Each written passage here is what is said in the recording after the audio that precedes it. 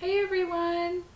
I hope you guys are ready for an epically long favorite winter decks video, because as I was pulling everything together earlier, I realized that I have a shit ton of decks for us to chat about for early winter, just what I'm connecting with and working with. And then I also pulled some books that I have either recently purchased with my partner, or are books that I am, enjoying and connecting with, so that we could talk a little bit about that too, because I think so much, what we read recreationally for fun has a large impact also on kind of what's going on for us in our life and what we're exploring.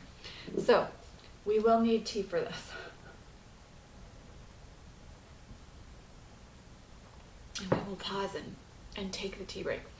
What I have been burning for candles, I always burn beeswax for any type of spiritual work that I'm doing, whether for myself or for clients, or in sacred space. But I am burning this Manly Indulgence Woodland Escape candle that I got at TJ Maxx. It's got fragrance notes of cool mint, Siberian pine, cypress, and tundra wood. And it smells wintry without being like that Christmassy, like fake vanilla, fake pine smell. And it's navy blue, which makes me very happy. I'm a black, white, navy blue, or red kind of girl. So that candle is making me very, very happy today. Okay, let's see. Oh, wait a second. I have to go grab one other deck. Hold on. Okay, there we go. I had to grab actually two other decks to put on this list. So if you have checked out the blog on the website, the latest blog I just put up, I did a post on sanctuary, and I was talking a lot about kind of crafting sacred space and coming back to sacred space, letting ourselves be fed by sacred space. So I think the reason why I have more decks than I've worked with a lot lately is because I've really been working on creating a sacred space for myself at an even deeper level than I've kind of allowed myself to have over the last couple years, and really bringing a lot of awareness and attention that it's solely my sacred space and a place that I'm going into for myself. So it feels really appropriate to be working with some of these decks in light of that. The first deck that I'm going to talk about is the deck that I am in the middle of creating right now. And so this has been on my altar because I'm getting into that really kind of awesome writing creation space with this deck. So I'm just going to show you a couple of those images. But I've really been enjoying... Why is there a delay on the camera? What's going on with you, sweetie? Working with this deck at a now like daily draw level. And I'll show you another image. Okay. And I'm hoping that whatever is going on with the camera will stop. Okay, let's see. Mercury is in retrograde, and this is, I really want to do this video today, so I'm gonna try. I'm hoping that the delay doesn't show up as badly and once it gets uploaded. We'll see. Okay, so that's my oracle deck that I'm in the middle of creating. The working title is the Dark and Light Oracle, Light and Dark, something regarding shadows and light will transpire. That is not the same title as the Oracle of Shadows and Light by Jasmine Beckett Griffith and Lucy Cavendish, as we can all have a little laugh about from the last video I made. But I'm not sure what the actual name of the deck is going to be, but in some way it will incorporate dark and light because it's a black and white photography deck. Okay, sip of tea.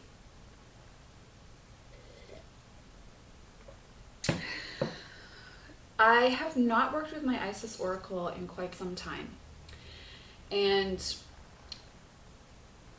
I think was in need of a slightly maybe gentler energy the last few months, but I pulled the deck out this morning and feel like I'm ready to work with her energy. And so I'm just trying to slow down a little bit for my camera, which is really struggling.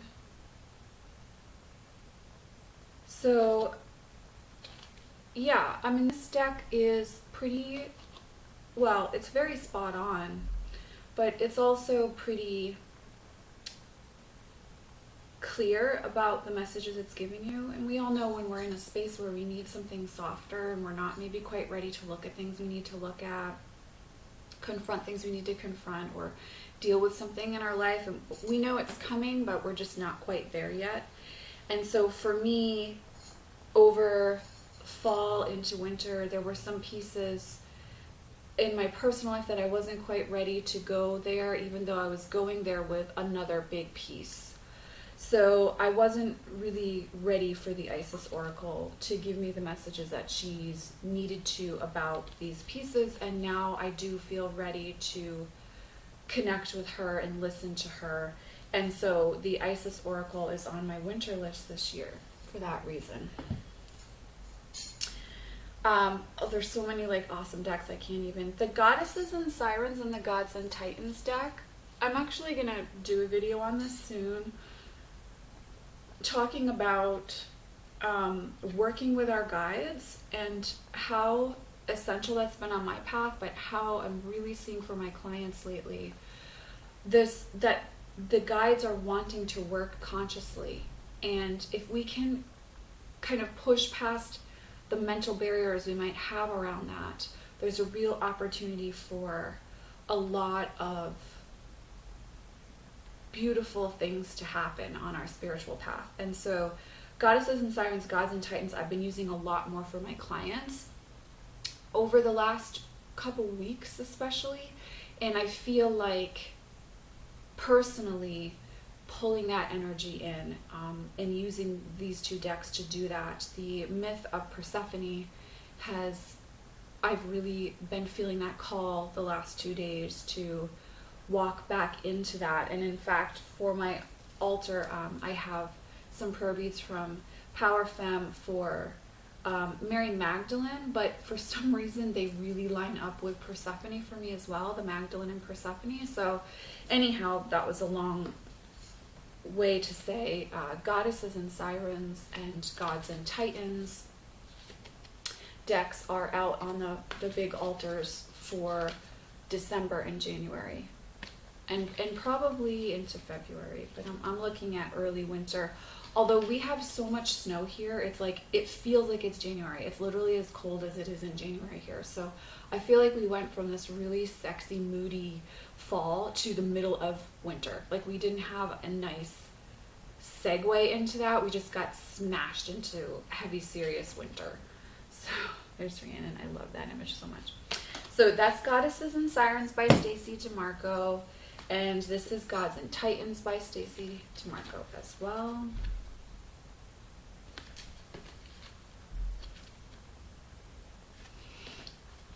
I will end it on raw because it's raw.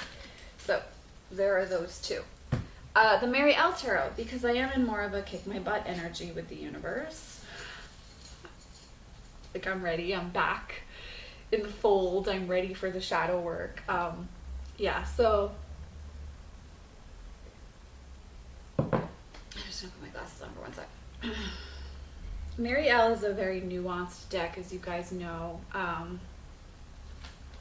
You really have to, it's really about doing a lot of inner journeying, and for me, meditating with the card images when she shows up.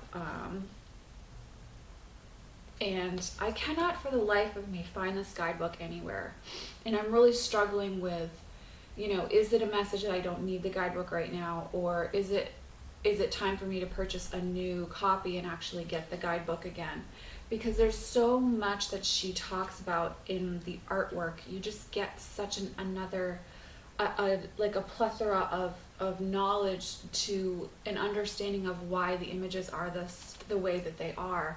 It's just really impactful as a reader and as someone who's coming to the deck for personal work. I'll stop at the Tower.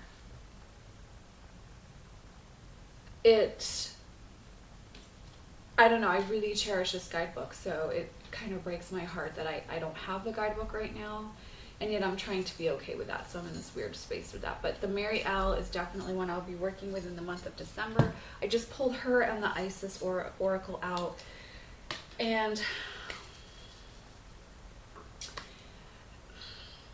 they are very serious decks, so, you know, they don't pull any punches when they show up. Let's see, the Chicoli Tarot, and I've talked about working with this and the Chicoli Oracle, which I will show next.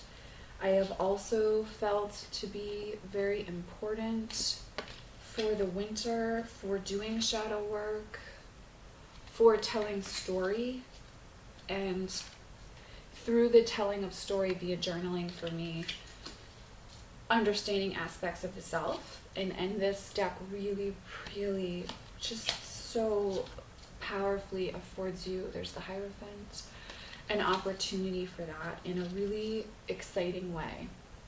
So,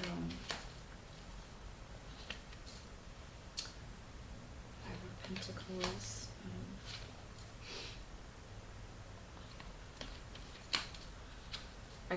I just want to stare at these images forever when I see them, to be honest with you.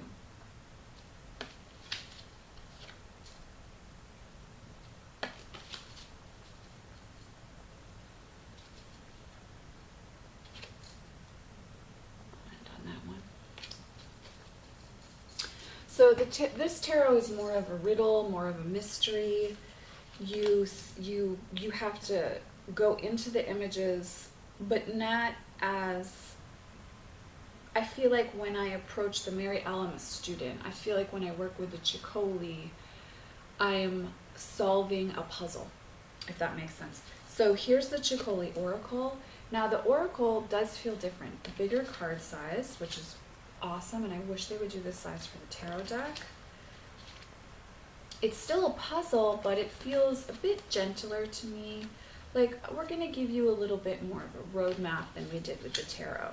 And, you know, you're going to be okay. You're going to come out the other side of this. So don't stress too much. Just hang out with us for a little while and see what we have to say. So there's the end there, and then this is the back of that deck. And I didn't show the back of the Chicoli Tarot. I mean, most of us have these decks. So those two are like when I really want to focus, and when for clients it feels important to that we have to step into story, into mystery in order to understand what's going on for them. So usually those will tend to be clients with a lot of stuff going on. The Messenger Oracle, I have like sage all over everything because I'm redoing my sacred space, like I said today. The Messenger Oracle, really just feeling a very loving call. This is going to be like my deck of gentleness. This and Wild Wisdom of the Fairy, which I will show next. Just more at a supportive, loving level of, you know, what we need to know.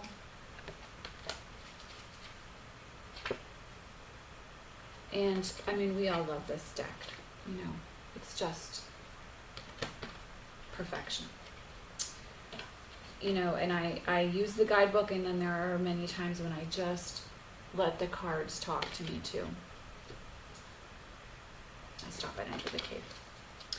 So the other deck of succor, of gentleness, of love, of being nurtured, of being held by the universe, is the Wild Wisdom of the Fairy deck. And I didn't work, I hate this backing. Could you guys remember the original one that didn't have this lilac color in the middle of it? I don't know why. I wish I kept that deck now, but whatever. Too late.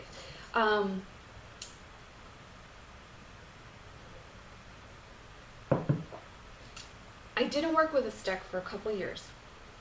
And then I got it this past spring because I felt like it was coming in, but I didn't really step into fully 100% connecting with it. And then over the last 3 weeks, no, I would say more like 2 weeks, I've been drawing from it every day personally for myself. Prior to that, I had been using the Alice the Wonderland Oracle for my daily draw.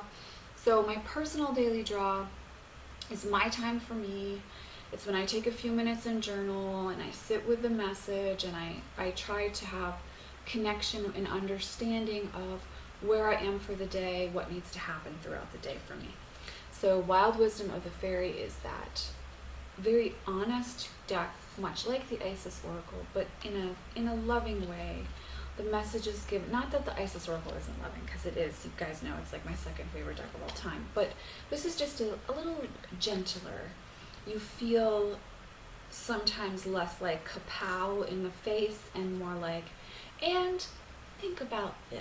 Let me wrap a little blanket around you instead of lighting off a firework in your face, if that makes sense. So, and you know, the images are just so beautiful. Selena Fennick did the artwork.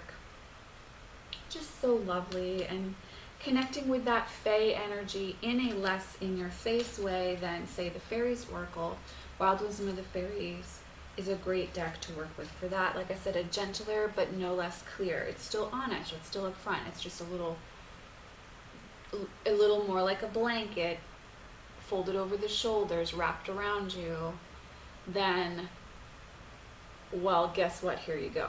So also on my list for early December, yes, but early winter, is the Alice the Wonderland Oracle, also by Lucy Cavendish and Jasmine Beckett Griffith. I'm going to do a full review of this. Don't worry if you've been wondering. And I will tell you right now, I love this deck. Like, eerily spot on for things that have happened.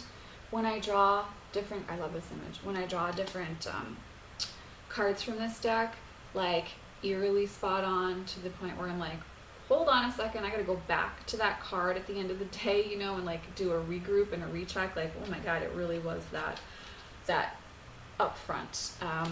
I guess some people didn't like this deck. I really actually love it, and I'm glad that I don't need to know, like, I just love Lucy's decks and I love Jasmine's artwork, and when you put those two together for me, I really want to connect with it and I want to spend some time with it. So yeah, I'm super happy with this deck. And like I said, I had been using it for daily draws so I could really get connected with it. I'm not quite yet ready to read for other people with it, but I'm getting close to it and it feels good. I've needed to take a couple. Like I said, I need a little more of a nurturing energy, so I've gone back to Wild Wisdom for the daily draws for me. But this one's right on my bedside altar with Wild Wisdom of the Fairies, so they're kind of both working in tandem. Let's see, there was... You know, I wish there was a little more continuity in the artwork, as far as there's very old Jasmine paintings of Alice and then there's a lot newer. And I do wish that there was a little bit more as far as continuity goes, but you know what, it's fine, that's a minor gripe. Like, I love these images of Alice. There's that one, and then I'll show this one. That's my last one, because I could show you all the images. I love Alice in Wonderland, so Alice the Wonderland Oracle is definitely a high five for me, and I'm really enjoying working with it this winter. I've got two other Jasmine and Lucy decks, Les Vampire, which I've had a tempestuous, tumultuous relationship with over the years.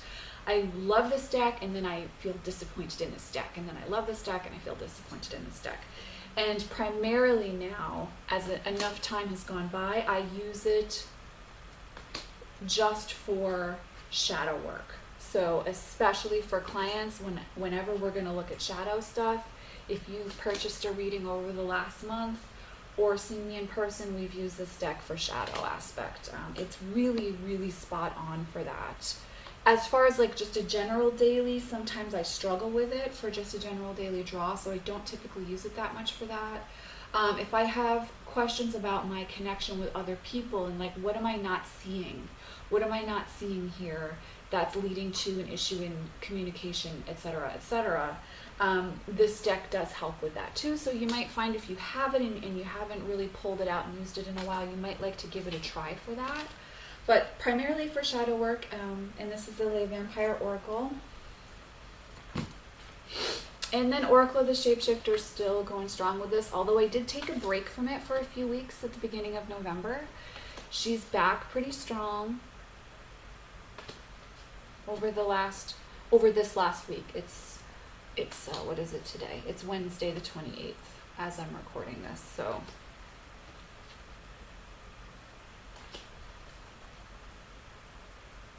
yeah. So that's Oracle of the Shapeshifters. I won't spend too much time on that one because everybody knows how much I love that deck. I did a Oraculum series on it for a couple months when Vincent was first born, my son. And I just love that deck. I love the messages in it. I think it's super clear to read with for other people as well. And the images are like Wisdom of the Fairy, gentle, so people feel comfortable looking at those images when you read for them too, which is a nice thing to have in a deck. Oh my, I think I'm already at my last one. I thought that this was going to take a way longer than it has. Yay me. Nice work. So this is the Journey into the Hidden Realm Tarot by Juliana, I think it's Julia Jeffries and Barbara Moore. So I'm going to tell you a story about this. Prepare yourself. So I got this deck when it first came out. I had one of the first, like the first printing, the first whatever of the deck by Llewellyn. And I loved it and I used it a lot. And when I went through my divorce, I had to take a step back from this deck because there was just a lot of association for me with a certain time and place with this deck. So I ended up gifting it. Well, I was going to gift it and some cards got lost, so then I ended up more like sending cards out to people. Like if you're sending someone a card and you just throw a card in there with it. And so I let go of the deck. I repurchased the deck in the spring of this year, but I left it in the box in plastic because I wasn't quite ready yet. But I knew that there was going to be a time, and I purchased it when it was on sale, and so it was waiting for me. And earlier this week I had a client, and I knew that I needed to use this deck for her, and so I pulled it out, pulled the plastic wrap off of it, charged the deck, reconnected with it, and I will be using it this winter for myself, but also with clients too. It's just such a beautiful deck. It's just, yeah, it's such a beautiful deck. But I have one caveat. So this is obviously a later printing. The deck's been out for at least a couple years now, easily. The first one that I had, the cardstock was like matte and it was very smooth. This is super, can you see that? It's like super shiny and slick. This new printing, I hate it. What the heck, people?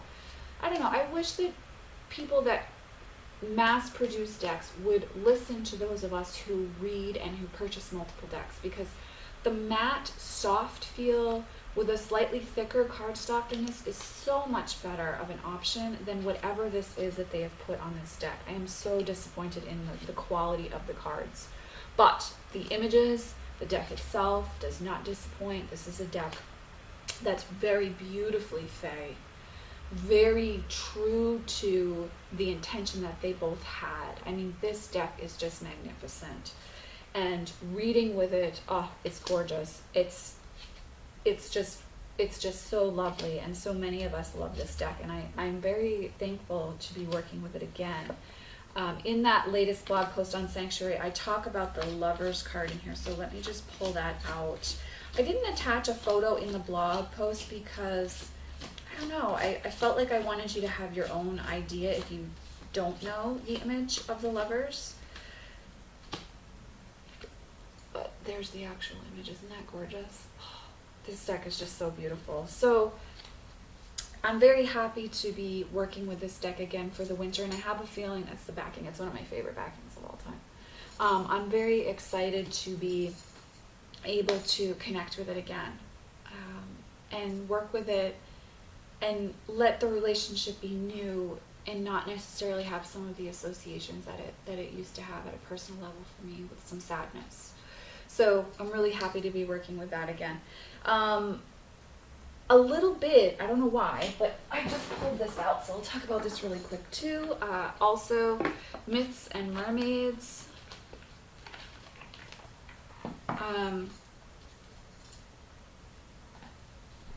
By Jasmine Beckett Griffith.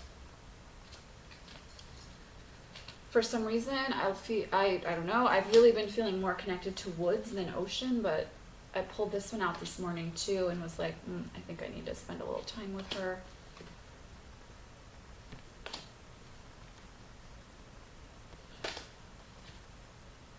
So this one as well, this is like honorable mention. It won't be used as much as these others, but it will be used over the winter, early winter. So I wanted to talk a little bit too about kind of what I've been reading.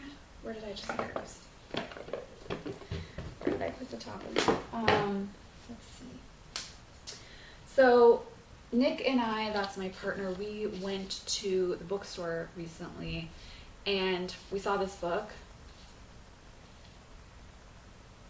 And I was like, I literally don't care, we just need this. I don't know anything about it, but I just know I need this. So it's The Name of the Wind by Patrick Rothfuss. It's a fantasy book. And this is the limited special edition. It's the anniversary edition. So apparently this book has been around for some time. And wow, okay, so yeah, I experience a tale unequaled in fantasy literature. The story of a hero told in his own voice. It is a tale of sorrow, a tale of survival, a tale of one man's search for meaning in his universe and how that search and the indomitable will that drove it gave birth to a legend. So I'm super excited to sink my teeth into this one. I haven't been able to start reading it yet. We just got it on Sunday, but this one I'm really, really looking forward to reading. Just look at, yeah, just wow, I can't wait. I mean, guys, right? So I'm really in that science fiction fantasy mode for reading right now. And, you know, that's because I'm really feeling that fae energy. And also just like allowing myself to come up and out in order to understand something and then come back into the body. And I find that science fiction and fantasy does that really well. This is like a linen journal that we just purchased. And I'm really loving it. It's by this German company called Binderwerk. And we found it at our local art store. And I don't know, you guys probably can't see, but it's this like gorgeous linen color, which really felt right for me with winter. But I've already gotten some stains on it, being a Taurus and slightly clumsy at times. So, but this, I wanted something that was not moleskin because I used moleskin a lot last year and early into this year, and like I needed to get away from that and just go into something that felt really good. And so that color, it's like in between a hardcover and a soft cover, and it's really, really nice. Also, I've been reading The Summer Before the War by Helen Simonson. It takes place in East Sussex in 1914, and it's talking about this Latin teacher who's female, trying to get into this school to teach, and there's so much that, you know, because women we're not smart enough, we're not good enough, we're not at that level to be able to teach in that way, but she truly wants to do it, and it's right before, again, 1914, right before the First World War. So this has been a really nice, light, enjoyable read, and I'm looking forward to finishing this one soon. It kind of is going along with my FDR craze, so, and I think I've talked about this in previous posts, I've literally been reading FDR's biography by Jean Edward Smith, if I remember right. It's like an 800-page biography all year. I go away from it and I come back to it and read like 50 pages and then go away for a couple weeks and come back to it. And so this being around World War I, just kind of like tying into the whole TR and FDR thing, I'm a real big like history buff, and I love reading biographies like that. So this is kind of like the fiction go along to that, keeping me in that energy. I've been reading Melissa Broder's poems a great deal. This is her book Scarecrow. It's, so far as I've read her works, my favorite collection of her poetry. Not for the faint of heart, but a delicious book. Robert Winter, The Sanity of Earth and Grass. One of my clients and a dear family friend, he gave me this book probably 6 years ago. And it was out of print then. He found it used online for me, and it was a Christmas gift, and it was one of the most meaningful, beautiful gifts I've ever received. And as time goes by, Robert Winter's poetry just really speaks to me more and more. So, and I'll read you Night Landing by him, just because it's so beautiful. Descent is over the sea, a black mirror of black sky, a dark grasp of nothing. The coastline amber with electricity. America burns all night. Road lights, ganglia of towns and shopping centers, from the air tiny outposts of desire. The need to have comfort of night lights, the need to have cars and intersections. I know I'm gliding down from light to intense, like understanding darkness, seeing the sea's black star describe the word alone, the land's small fires spell hunger. So Robert Winter's collected poems of, complete poems entitled The Sanity of Earth and Grass. If you have not read his poetry and you enjoy poetry, please look him up, explore his works. They will be wonderful journal prompts and wonderful exploration on your spiritual path. So that's Christmas Reads.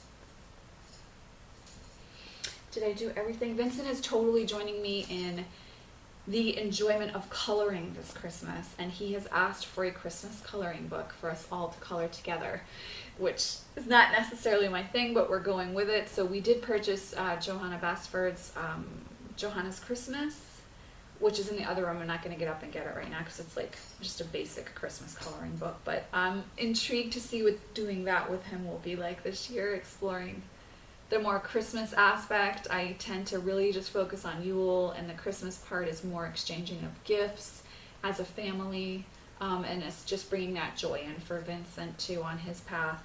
So it will be interesting and fun to bring coloring and the creative side into how we express the energy of sharing time and space as a family this holiday season as well. So those are the decks that I am using this Christmas. Tarot of Vampires I did not include because you guys know I always use Tarot of Vampires. I draw from it every day.